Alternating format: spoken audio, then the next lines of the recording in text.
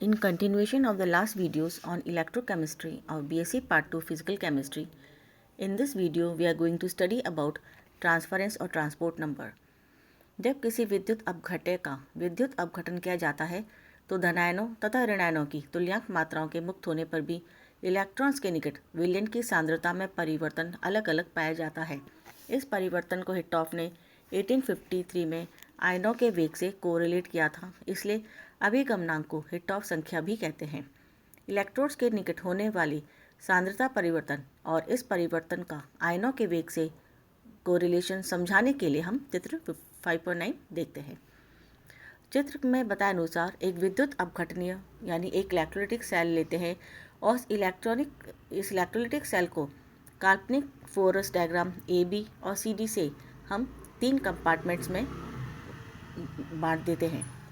यह कक्ष काल्पनिक विभाजनों ए बी तथा सी डी से पृथक किए जाते हैं, जिनमें से होकर आयन निकल सकते हैं। यानी ये जो ए बी और सी डी पोरस डायफ्राम है, इनके थ्रू आयन एक साइड से दूसरी तरफ अभिगमन कर सकते हैं।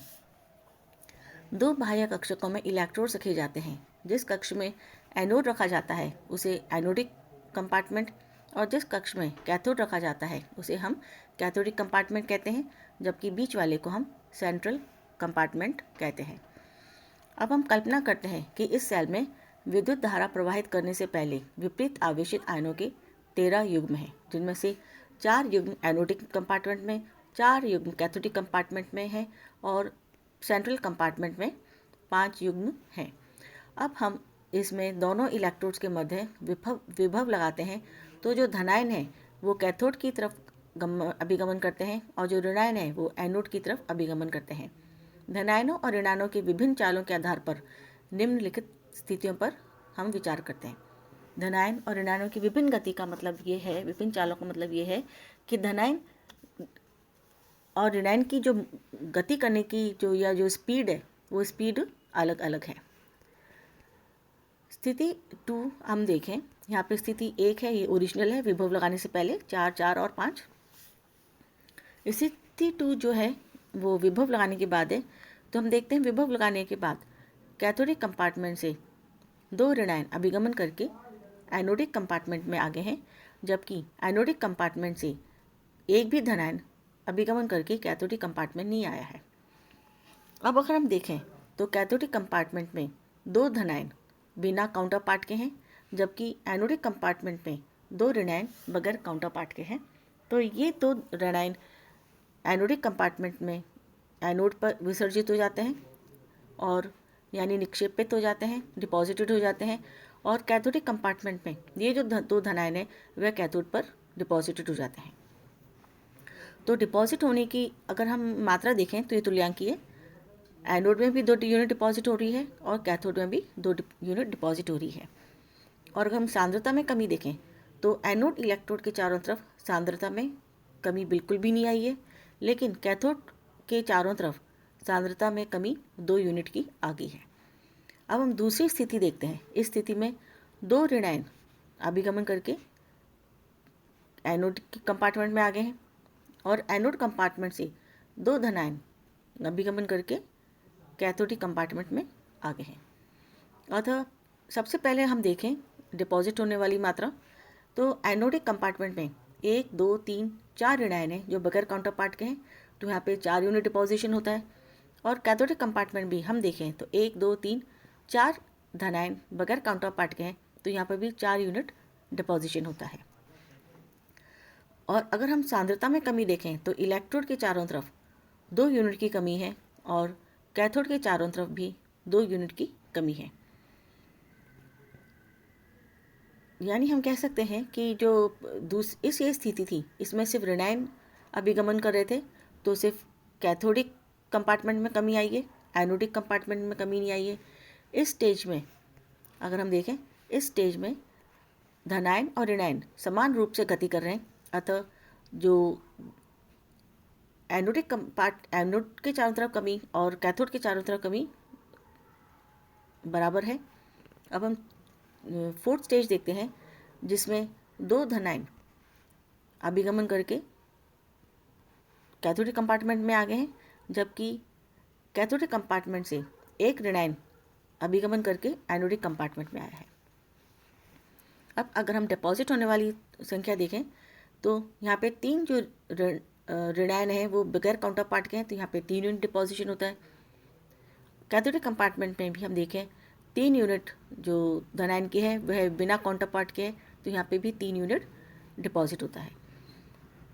और अगर हम सांद्रता में कमी देखें तो एनोडिक कंपार्टमेंट में सांद्रता में कमी 2 यूनिट होती है, जबकि कैथोडिक कंपार्टमेंट में जो सांद्रता में कमी आती है वो 1 यूनिट होती है।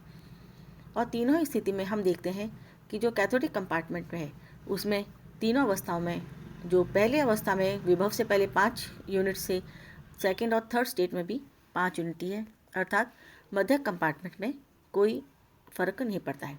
अब हम इसका निष्कर्ष निकालें तो हम देखते हैं कि मध्य कक्ष में विद्युत अपघट्य की सांद्रता में कोई परिवर्तन नहीं हुआ है। आयन सदैव तुल्यांक की मात्रा में विसर्जित होते हैं, भले ही उनकी गुत्गति कुछ भी हो, यानी कि जो मात्रा डिपॉजिट होती है वह एक दूसरे के तुल्य होती है और दोनों इलेक्ट्रॉन्स के चारों तरफ जो कमी होती है उसके योग के बराबर होती है। तो इसलिए आयन सदैव तुल्यांक की मात्रा में विसर्जित होते हैं, भले इनकी गति कुछ भी हो। किसी भी इलेक्ट्रोड कक्षक में इलेक्ट्रोड के चारों ओर सांद्रण में होने वाली कमी उससे दूर विपरीत इलेक्ट्रोड की तरफ चलने वाले आयन की गति के समानुपाती होती है। अतः एनोड के चारों ओर होने वाली सांद्रण में कमी अपॉन कैथोड के चारों ओर होने वाली सांद्रता में कमी बराबर है धनायन की गति अपॉन ऋणायन की गति। अब हम देखते हैं अभिगमनाओं का प्रायोगिक निर्धारण। अभिगमनांकों के यानी ट्रांसफरेंस नंबर के निर्धारण के लिए निम्न में से कोई भी एक विधि काम में लेते हैं। हिटॉस विधि। पहले हम हिटॉस विधि की थ्योरी पढ़ लेते हैं और नेक्स्ट वीडियो में हम इसका एक्सपेरिमेंटल टेक्निक पढ़ेंगे। यह विधि विद्युत अपघटन का प्रयोग करते समय एनोड तथा कैथोड कक्षों में सांद्रता परिवर्तन के अध्ययन पर निर्भर करती है। अगर हम इसका सिद्धांत देखें तो हमने जैसा कि ऊपर एक्सपेरिमेंट से स्पष्ट किया है, किसी भी इलेक्ट्रोड विभाग में यानी इलेक्ट्रोड कंपार्टमेंट में विद्युत अपघट्यों की सांद्रता में कमी उस आयन के चाल की समानुपाती होती है जो उस कंपार्टमेंट को छोड़कर जाता है। अतः एनोड विभाग से यानी एनोड कंपार्टमेंट से विद्युत अपघट्य के सांद्रण में कमी डायरेक्टली प्रोपोर्शनल है यू के, और कैथोड विभाग से यानी कैथोड कंपार्टमेंट से विद्युत अपघट्य के सांद्रण में कमी है बराबर डायरेक्टली प्रोपोर्शनल टू वी। यहाँ पे हम कह सकें जो यू है वो धनायन की गति है और जो वी है वो ऋणायन की गति है, और दोनों कंपार्टमेंट से विद्युत अपघट्य के सांद्रण में कमी is directly proportional to the sum of u plus we.